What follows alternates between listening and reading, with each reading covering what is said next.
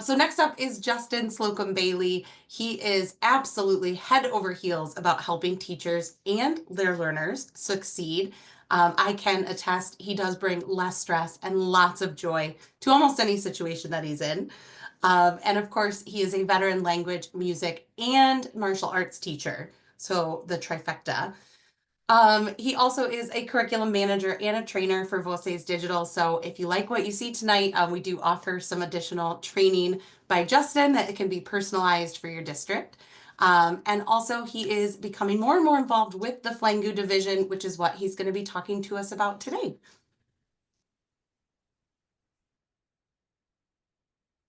Excellent. Thank you, Kelsey. I'm going to start without sharing a screen, Kelsey, if you want to unshare yours, and we'll have the overall meeting.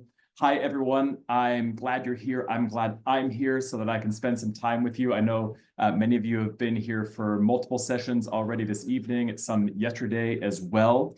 I'm thrilled to be here. As Kelsey said, I'm Justin Slocum Bailey, Slocum from my mom, Bailey from my dad, and I've been a teacher of Latin, Spanish, and German since about 2005. And for much of that time, many of those years, I've been a trainer of other teachers as well. In the last couple of years, I've been involved with Voces, which, as you know, is a division of Teachers Discovery. And it's only recently that I've started getting to know Flangoo a bit better. And I wish I'd had access to it 10 years ago, 15 years ago, 20 years ago. So I'm excited to share some things about it with you, and also to give you some extended access to it at the end as well. So let me go ahead and share. I'm only going to spend a couple minutes on some slides here, and then I'm just going to share my screen on the Flangoo website itself so that you can get the exact view that you get as a teacher. I'll also show what it looks like for students to be using it. So here we are, reading with Flangoo is, okay, excellent. Everyone can see the screen that says reading with Flangoo. And I know Steve or Kelsey, if you're able to keep track in the chat, interrupt me if necessary at any point, if there's something I'm not seeing, as I have all these windows here I'm working with on my screen. So we have a very simple layout, very simple flow to our next 35, 40 minutes or so. And we're just going to follow this progression. I want to highlight for us one principle of language teaching and learning. It doesn't relate to a particular method or anything like that. It's just a basic language learning principle that I think we'll be able to agree on. Then I'm going to point out a problem that I know I've experienced, and a problem that I think is a perennial and widespread problem, not in the way people do things, not in the way people teach, but just in the way the world is. And you'll see what I mean by that in a moment. I'll share a solution, not the only solution on the planet, but a solution to that, and then talk about some choices and latitude within that solution. So this is going to be our progression. You'll see for the entire next few minutes that I have my slides up, you'll see us kind of moving left to right, starting with this principle. Namely, extensive reading, and I purposely have that capital E, capital R because it's a technical term. Extensive reading is unparalleled. There's basically nothing else as powerful or as efficient for acquiring a language. That's actually an uncontroversial statement.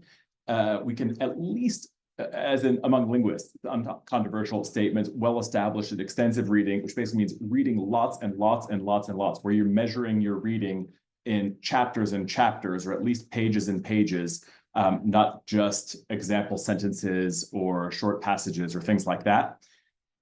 And that reading that you're doing is at a level where you can truly understand it. So that combination of volume and understanding is what makes the definition of extensive reading. And there are quotes from researchers all over the place and articles and things like that, and many of your own experiences probably that I could bring here to underscore this. But I'm just going to share one quote by not just anybody, but one of the premier, most respected researchers on the role of reading in acquiring a language. His name's Rob Waring. And in an article that he titled "The Inescapable Case for Extensive Reading," a lot of the kinds of things that we've been talking about in this conference. Near the end, he makes this statement. I want to show you the sentence and highlight a couple things about it. The statement is, Deep knowledge of language must and can only be acquired through constant, massive exposure. It's a massive task that requires massive amounts of reading and listening on top of our normal coursework. He phrases it course book work. Depending on what resources you use, you may have a course book or not, but that's how he phrases it. But I want to highlight here this phrase that is kind of wild when you think about it. This is in an academic research article. It's not common to see phrases like massive, right? Usually we're more specific about, well, like how many words should we be reading in a week? That research is also out there, and Rob does share that as well. Professor Waring does share that. But I highlight this quote because even the most esteemed and experienced teachers of language and researchers of language teaching, they have to reach and grasp for like big, heavy words to get across to us just how much reading is really required if someone wants to get to the point of true comfort with the language, or what he here calls deep knowledge of language. What he's referring to, by the way, with deep knowledge here is not some vague concept. It's talking about getting the hang of what expressions tend to go with other expressions, what words tend to follow other words, what constructions tend to follow other ones. That's what he's referring to here with deep knowledge. So he uses this phrase. This is Rob Waring. This again is the article, The Inescapable Case for Extensive Reading. It's actually a chapter in a book, but he says constant, massive exposure. We can't provide constant exposure, right? We only see our students for a little bit in the day, and maybe they do some other things outside of their time with us, but we can't provide exposure, and I'll share some ideas for that in a moment. He says, again, it requires massive amounts of reading and listening. So, and he's talking regardless of overall teaching method, if a learner, and actually technically regardless of a learner is even in a class or a course or not, something they're going to need. If someone walks up to you and says, I want to be amazing at Spanish, or someone walks up to you and says, I want to be amazing at German, one thing, if it's a written language, which most of the languages we teach are, then this massive exposure to reading and listening as well, not just as what you do in class as your main curriculum, but on top of that. That's the point he's making.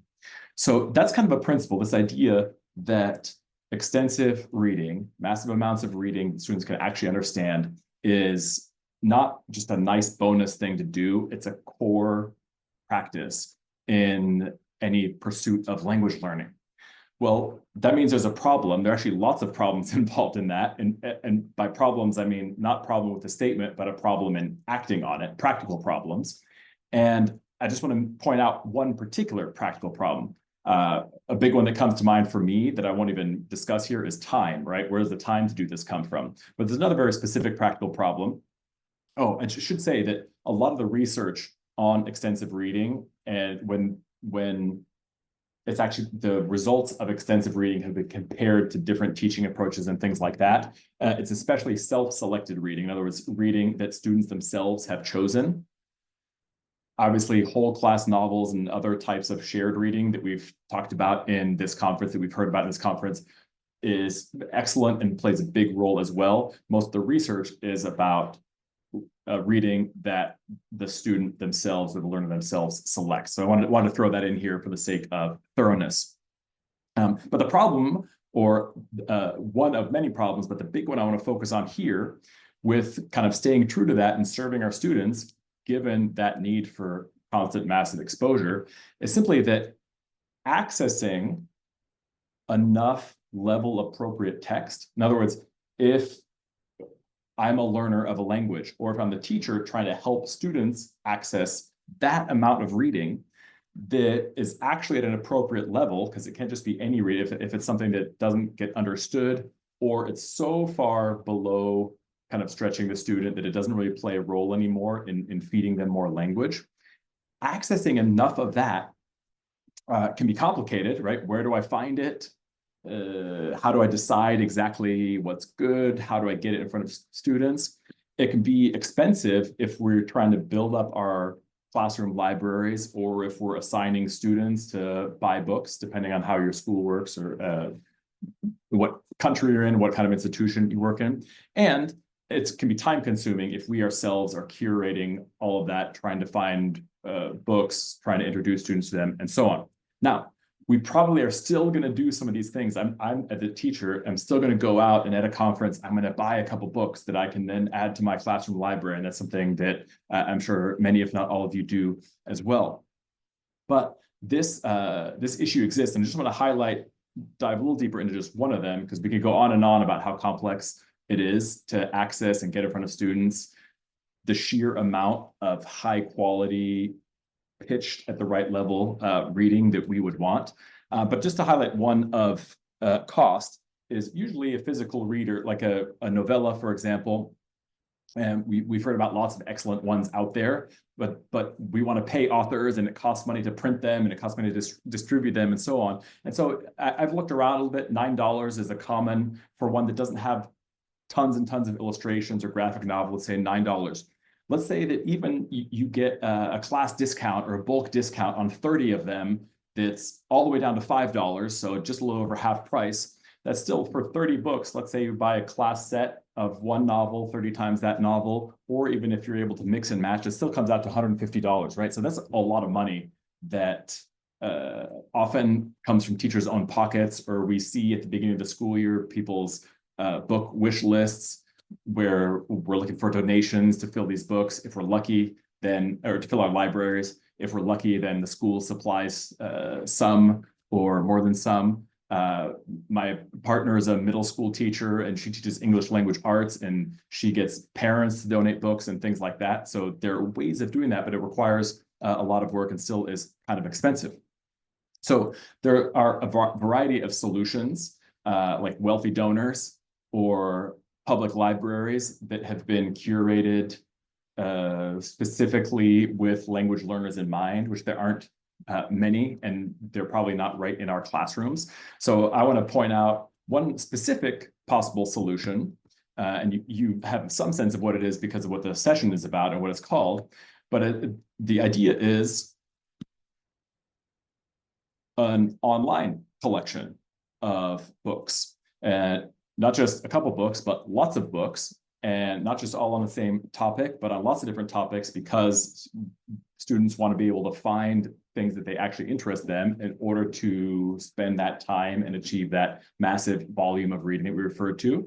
And it's got to be at lots of levels, right? Not only because we might teach different levels of classes, but also because even within one course, I often say that if you have more than one student in your course, you have a multi-level course, you have a split level course. Because even though we can create sort of bands or gradations of proficiencies, no two human beings are at the exact same place in their proficiency journey, right? So we want there to be lots of options at lots of different proficiency levels that students at lots of different proficiency levels can access and enjoy. And ideally, because if that library is small and or doesn't keep growing, then pretty soon a learner will have read everything in that library. And while rereading books can be really valuable, it's not something that young learners are necessarily super excited to do, and we want more, right? I happen to know about one of these because I recently started working on it, and that, of course, is Flangoo. So I'll share some things with you about that, but I want to point out first some additional factors, some additional things that I, as a teacher, look for and or would be looking for in a source like this, and a resource like this. And that has to do with choice. Just as by the way, it's not just books that I would want to have access to as a learner or as a teacher, but articles, short stories, all kinds of writing, right? So what elements of choice do I want present there as well? Well, I want to have a range. I want to be able to use that resource, in this case, a library or collection of texts, with a wide range of independence. So from FVR, which is free voluntary reading. Free voluntary reading technically means that students are making the choice to read as opposed to do something else. And when they make the choice to read, they're choosing what to read. That's the free part. The voluntary is they could be doing something else, but they're choosing to read, and the read is reading. So that's the one extreme of independence. You know, just if you feel like reading, read and read whatever you want. all the way to the other end of a whole class novel where I, as the teacher, have decided this is our unit. Maybe the novel itself is our unit, or maybe we're doing it in parallel because it relates to whatever the main curricular unit is. That would be kind of on the other end of independence. Then we high kind of unity of the class. So I want to be able to use a resource for both of those options and everything in between. Ideally, I'd also have a lot of choice and range of choice for what students do with the reading or what students do after reading, ranging from just read more. In other words, you don't have to do anything with that story you just read. That's great that you read it. Now find something else you love to read. That here is on the far kind of free end. And then the other side is quizzes that kind of make sure that you read or confirm your understanding, your memory of the things, discussions, all kinds of other stuff, things that you could do post-reading.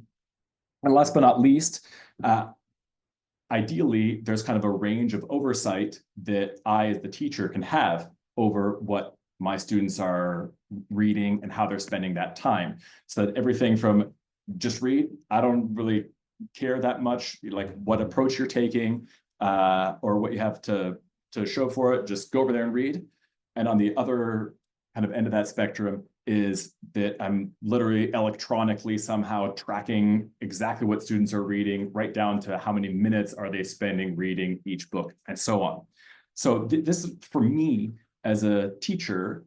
As a learner, I don't really care. As a learner, I'm motivated. I'm just going to go read stuff. But as a teacher, this is kind of a menu of options that I look for.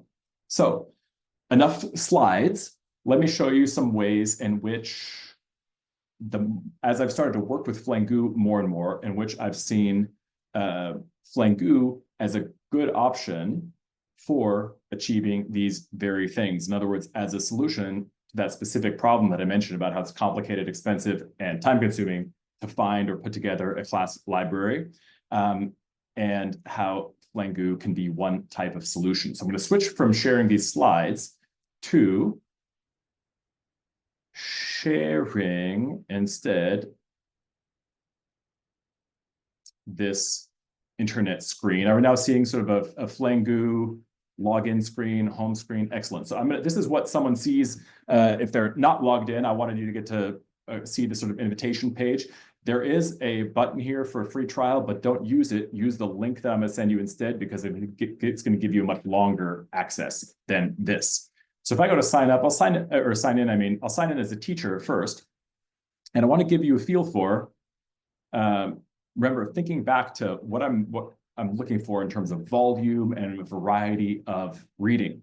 And I just want to introduce you. I could go on and on about Flangoo and go deeper and deeper into the site and how to use it. I'll keep it a little bit surface level at first, and then depending on time, we'll keep kind of peeling back more and more layers of it until it's time to release you. And I'll share with you some ways that you can get some more information and experience with it. But basically, you want to think of, and I've found it helpful for myself to think of Flangoo using, again, the term I used before, as a library. It's a collection of books, a collection of content. It has some key differences to libraries as we know it. For instance, an unlimited number of people theoretically can be using the same book at the same time. I hear from my local library, I'm always getting on the wait list for a book and things like that. And then I get notified 4 months later when I've forgotten about it that a thing is available for me. So in that sense, it's different because it's all available at the same time. The other big difference is that it's not free, because authors deserve to be paid, and artists and voice actors and got to pay to house the books on the site and things like that. So that, of course, is something I want to acknowledge as a key difference, but it is very cost effective. And I'll show you what I mean by that in a moment. So when you're at a library, you can go and you can look at lots of shelves of books, and they're organized by topic and by other parameters.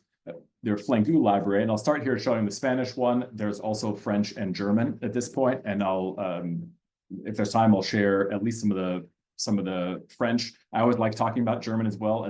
I grew up in Austria, I'm a native speaker of German, and I've taught German, so I always enjoy representing the German speaking and teaching crowd. But I know it's likely that we have more Spanish and French teachers here. So just like in a physical library, you have basically a bunch of shelves. And you can scroll through these shelves and the content by level. You can scroll through by genre. There, for example, in addition to books, there are these shorticles, which are literally short articles that come out every week. There are biographies. When you see multiple of the same book cover here, that's because you probably can't see it on the screen right now, but this is the same content, but written for multiple different levels of learners, sometimes written in different tenses, sometimes just written with more complexity of some other kind, and other kind of genres, comedy, humor, holidays, things like that. One of the things, by the way, that I'm excited and I'm enjoying working on right now is beefing up the system by which all the books are kind of labeled and tagged so that when you use this search function, it's already pretty robust, but you can type in a topic, you can type in a keyword, you can type in an author, you can type in a character name, you can type in a type of animal, and you'll get results. Let's see, let's type in tortuga, and spits out a variety of books that not just ones that have tortuga, that's a turtle in Spanish for the non-Spanish speakers, in the title, but also that relate to the topic more generally. So in this case, pets or the jungle. And let me go back there to that home page. So this again, remember I was talking about, we'll do a couple different zoom levels. So far, we've been looking at the shelves. Well, when you're at that physical library, you can do what I also often do, which is you're looking around and you see one, ooh, I'd like to know more about that. And you pick it up off the shelf, you look at the cover a bit more carefully, you look at the back. If it's got a dust jacket, maybe you look at the flaps for that. And the equivalent of that here in Flangoo is you click the book and open it, and it takes you to this screen. This is kind of the about this book or about this title screen. You've got the title itself.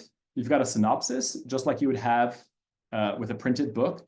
But then you have a lot of things that this digital version allows that you can kind of keep track of with physical documentation or spreadsheets as well. But in Flangoo, it's able to be done in a really organized manner, which is that it has all these tags. It's a Spanish one, so it's labeled as Spanish. It's labeled level 3 and up, so it has that label here. It's identified that the tenses used are mostly the present tense. And these are things that you could follow these topics or these cues and find other books that fall into those categories. You also have below here, and by the way, it looks like the level for this needs to be relabeled to a line right here. But you can see something that I recommend getting the hang of checking out if you're trying to find, even if it's not in Flangoo, if you're trying to find good level appropriate readers, or you're trying to gauge what's the difficulty level of a reader. And something that we make sure to supply is the total word count. In other words, if you put all the text in a word processor and said, what's the word count? The total, which here is just under 6,000, but also the number of unique words. And the reason this is handy, this may be self-evident, but the bigger the ratio of total words is to unique words, the more it means that repetition is frequent in that text, which means that theoretically it's easier to read than a similar book that has more unique words. You could picture this, for example, if the total words are 6,000 almost, and the unique words were 2,000, that means that there's much less repetition because 2,000 different words fit into 6,000 total words, whereas here, very low unique word count. And so that's something you can compare. That's something that some publishers provide, although some different publishers use different systems for what constitutes a unique word. Other stuff that you find here about each book, I'll come back to student data later on when I make that point, but there's kind of a background, like some words that'd be good to make sure you know before starting to read. You can also, in case you are a person who wants for yourself or for your class, wants physical copies. In some cases, there are also ways that you can buy the physical copies as well. But this is kind of your overview, your middle zoom level. Remember, the first level was zoomed all the way out. You're looking at all the shelves. Now we've zoomed in a bit and we're looking at the front and back cover of the book and the dust jacket. And then last but not least, you've guessed it, you can open up the book. In my case, because I've opened it before, it says continue reading. So I'll open it up and I'll show you what's seen here. Now, always there is text split up into chapters. You can navigate those chapters appear, but you can also navigate them move with left and right arrows that you'll see at the bottom. And some readers, they're enhanced with these videos along the way. So here, for example, in chapter 1 introduces the characters. Well, there have also been videos made where actors introduce themselves as those characters to add a layer of a kind of realism and kind of connection, and of course, that auditory input from native speakers. Even in the many books that are just text here, not videos, you still will always see this bar at the bottom, which has audio. And so you can play this audio. It's all done by native speaker voice actors. None of it's AI. It's important to us. I'll kind of make this point separately. None of the text that we ever put here is something that was written by AI, and none of the auditory content is, because we're committed to actually making connections between real people and their products, and not throwing up actual distancers between real people and their products. And using AI for something like that, of course, would be a wall, an artificial, literally, wall between real human beings who use the language.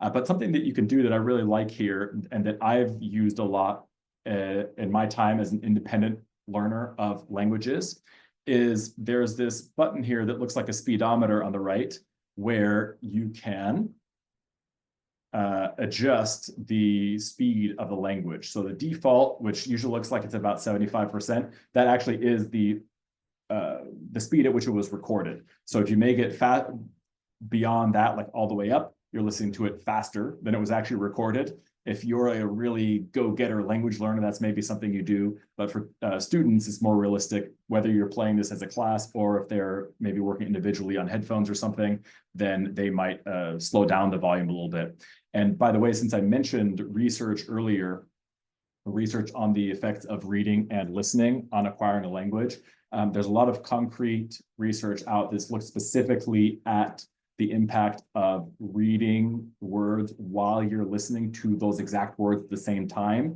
and that adding yet another layer of not just comprehension, but also retention. But even if that's not something, not a reason why you or why a student is doing that combination, it's nice to know that you have both listening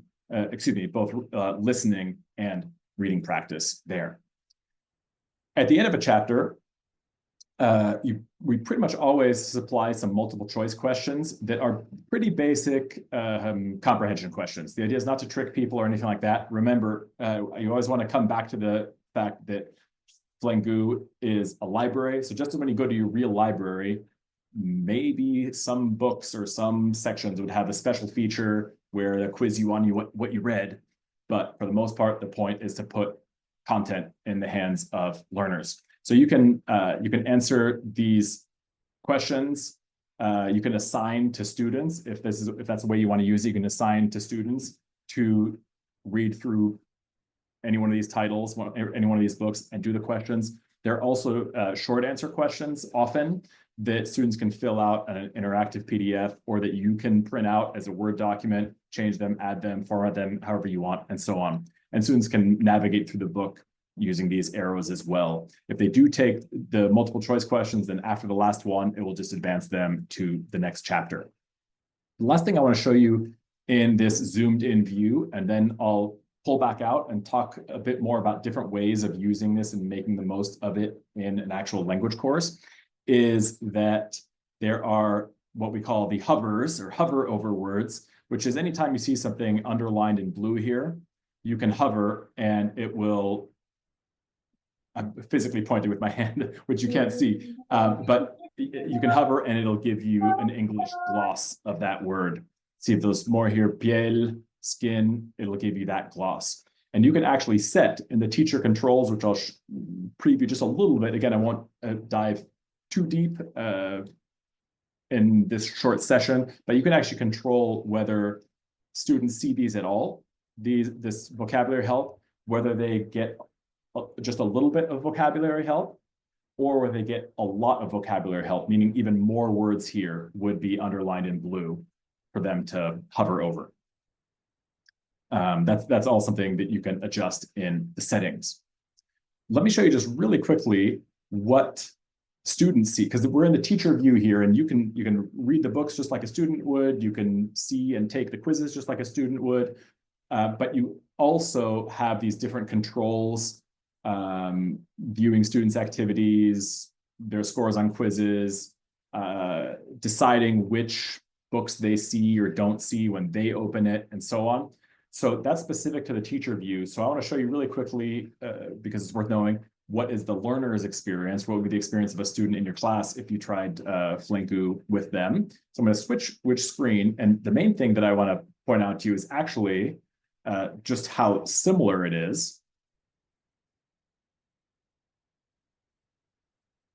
So you can see it's the same basic idea, although in the case of this particular student's class, which is a class that I made up kind of for demonstration purposes, you see not quite as many books are showing.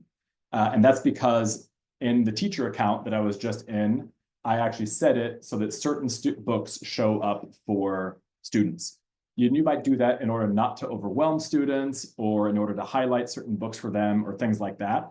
The other thing that shows, so this part basically looks the same as the teacher version, except that it's fewer books because they're limited, like I said. They also don't have these other pages up here for grades and so on. But what they do have, if a teacher has gone in, which I did for demonstration purposes a bit ago, has gone in and made specific assignments of or in books that, okay, this class, maybe we're reading as a whole class novel, but we're not, reading it aloud together. You're reading in your own seat, or maybe you're reading at home, if that's an approach that your school has. Then there can be actual assignments. And the way that appears for students is at the very top when they log in, it tells them assignments that they have. And this banner here isn't just a random Frida Kahlo banner because she's cool. It's chosen specifically because the first assignment is from this Frida Kahlo related book. So if this assignment didn't exist, this Frida Kahlo one, then the banner here would be one that relates to this other book, Los Novios, right? So this is a way to kind of front and center, you can see where you have an assignment if you're a student. There's also this notification bell by which, there's also this, I got logged out for a moment and logged back in. There's also this, says no notifications, okay? Because I already read all the notifications. But if I'd received an assignment, or if I'd gotten an achievement, like there are these little achievements, like you aced 5 quizzes in a row, or you spent more than 20 minutes reading, or something like that, you get these kind of achievement badges sent to you. And as a teacher, you'll know too when students have achieved those things. So let me kind of, for the final phase of this presentation, I'm going to switch back to sharing the teacher version, the teacher view. Here we are. And I'll just point out to you, without diving super deep, some of the things that if you want to use Flangoo in order to encourage your students to read more, where you can apply some of those elements of choice. Remember on the last slide that I showed before sharing this internet screen here, I talked about how as a teacher, I'm looking for a range of independence of students, either just completely independent reading or whole class reading. I'm looking for a range of sort of accountability or oversight, namely just reading or keeping track of students' time or quizzes and things like that. So I just wanted to show you how that can be enacted as a teacher. By default, students can just go in and you can tell them in class, hey, we're going to spend 10 minutes reading, and you can spend that time reading in Flangoo. Open up Flangoo and choose a book and read. That would be kind of a fairly high freedom version. But you can also have students, after they read each chapter, take the quizzes and have those reported back to you. And so under assignments here, these are various things that I've assigned. You can create a new assignment. And when you create that new assignment, you can give that assignment itself a title. So every assignment is always in a book, right? So there'll be the title of the book, but you can also give the title a creative or memorable name if you want, and optionally add a message or a reminder to students or something like that. And then you can choose all kinds of things like when it's due, when it becomes available, if you don't want it available right away, and things like that. So you can create assignments like that for students. That's how they appear at the top of the students page, like I showed you a moment ago. There are also things that you can control, like students can, you can allow students to retake those quizzes or not. You can make it so that by default they can't, but they can click a button to request permissions from you to do a retake. Lots of smaller parameters that you can control that, again, I won't go too deep into right now, but you can explore. And we're currently in the process of adding some more parameters, some more ways that you can fine tune and nuance giving assignments to students. But I'll show you two more things in this kind of teacher view before I go back to my last slide and send you on your way with access to Flangoo, which is on this books page. Everything when you're using these controls up at the top, everything's based on classes that you've created. And you can either manually do that, or you can import your class lists from Canvas or Schoology or Google Classroom. So once those are created, you can select whatever class that you want to determine the books for. And remember how in the student view, there were not as many books showing as in the teacher view that we'd first seen. That's because here on the books page, I turned off certain books for students to see, and I turned on only level 1 readers and holiday related readers. I did that just as a by way of demonstration. But you can using this button here that says active, you can turn all books on and then turn off just certain ones that you want to hide from students because maybe that's going to be a whole class novel later on and you don't want students reading ahead or something like that. Or you can do the opposite using the same button. You can turn off all the access to all the books and then individually turn back on just certain genres or certain levels or certain or specific books. So sometimes teachers use that. If they're teaching an AP class, they might turn off the pre-level 1 books because they want students focused on more level appropriate stuff. Sometimes if they're teaching younger students, they might turn off the upper level books in order not to overwhelm students. You have that kind of control. And the last screen I want to show you here is on the students page where you look at all your students' activity. I only have a couple in here because I created this for demonstration purposes for you all. You see all 3 of my students have, I'll make this a little bigger so you can see, all 3 of my students have the last name student. I have sample student, transfer student, and hardworking student. I thought about making one of them smart students, but then I figured I would rather reward hard work. So I have all this information about a student. I have students' login code in case they forget. And by the way, we don't collect ever student email addresses or anything like that. They can log in with the code that you give them, and that the code is unique to your class. So when they enter it, Flangoo will know that it's your class that they're logging into and so on. But like I said, there are other ways you can import students as well. The main thing I wanted to show you here on this page is there's not a lot of data in this particular version because it's a made up group. But here where it says logged, it actually shows how the literal number of minutes that students have spent reading in Flangoo. And it's probably pretty small on your screen. Let me see if I can make it a bit bigger. It says here, 16 minutes lifetime, 2 minutes lifetime, 16 minutes lifetime, because I went in as these students and did a little reading in order to create some minutes here. But it also says 0 minutes during the selected time frame, which is this right here. It's the current week by default. But you can select a different date range that you want to see, just the same as you select the date range for a hotel or airplane reservation. So let's say I want to see during this date range. And I click anywhere outside of here and it refreshes the page. And you see now this student has 14 minutes during the selected time frame, 2 minutes during that time frame, 13 minutes during that time frame. And a cool thing that I wanted to show you to kind of wrap this part up is if I click the head of this column where it says logged, it will actually sort students in order by most to least time read. And the reason I mention that is not because I would shame students for that or something like that, but because I was just speaking recently with a teacher who is running a contest. It's actually about to be done, we'll know who the winners are in her group. A contest for what students spend the most time, or what class spent the most time reading in Flangoo, and so on. So you can use this dates and sorting feature for everything from seeing within a specific unit how much students read, or within a specific time frame for a competition, like I mentioned with that other student. By the way, if you're curious, how do you know students are reading? Theoretically, of course, they could be looking at the screen and daydreaming or something like that. However, we have programmed in a couple safeguards. For example, if they're just on the screen, not scrolling at all for like more than a minute, then the timer will pause. There's not a timer on their screen, but you know what I mean, as far as giving them credit. If they go to a different window or a different tab, then the timer will pause.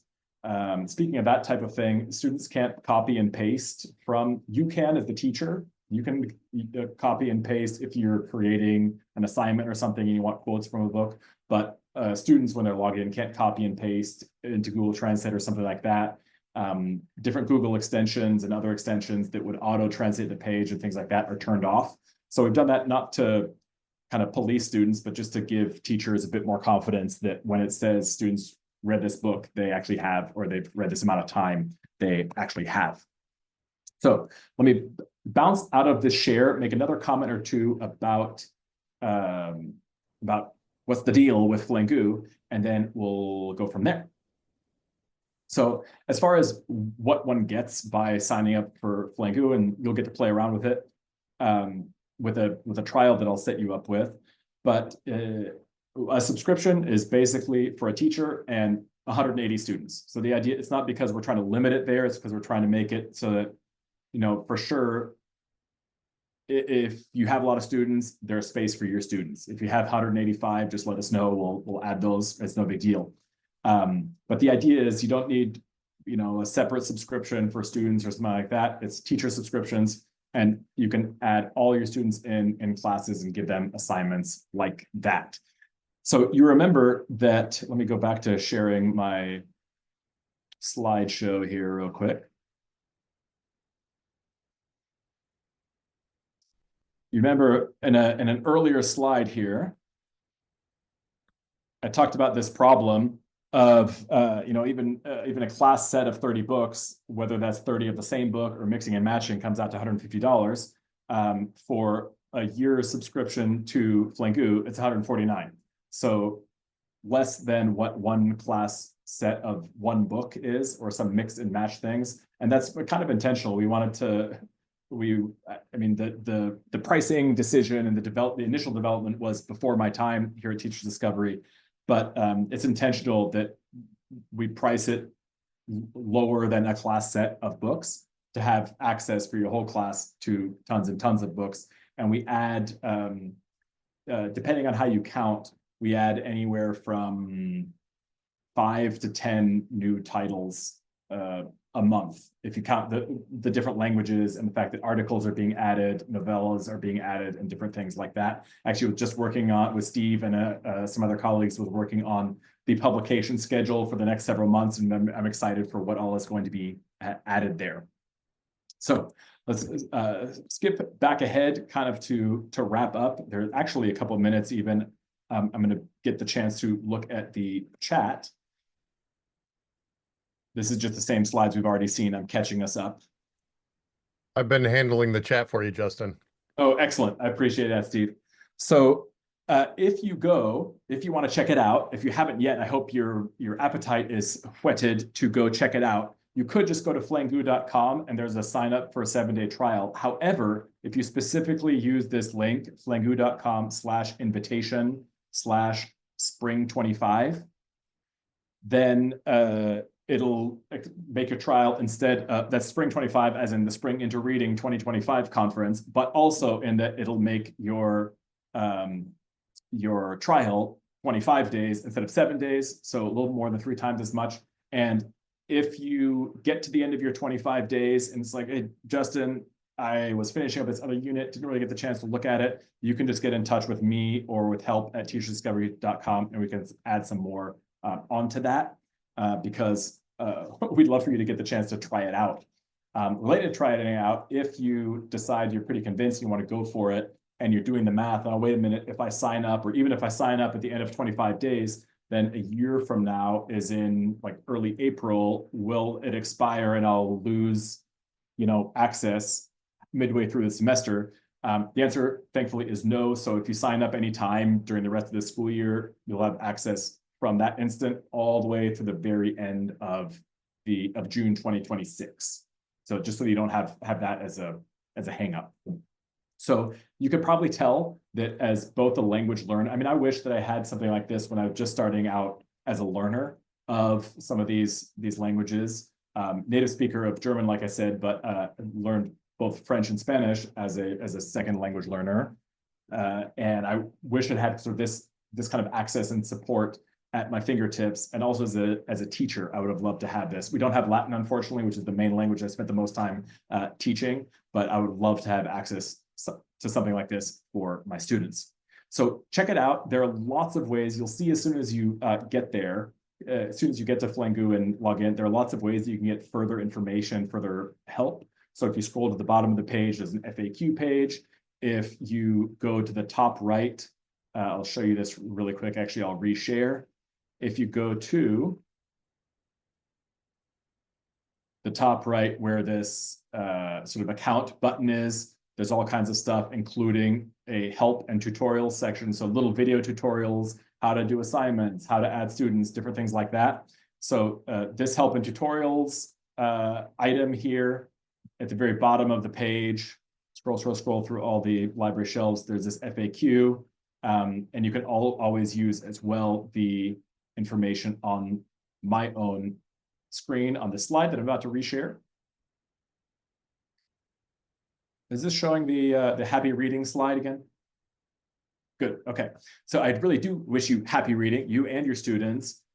Pick up your trial of Flangoo. Also give us feedback, let us know. Hey, there's a certain author that you'd love to see in here. We're always eager to discover new things that are new to us and things like that, to add to our schedule, to add to our people to talk to see if they're willing to have us include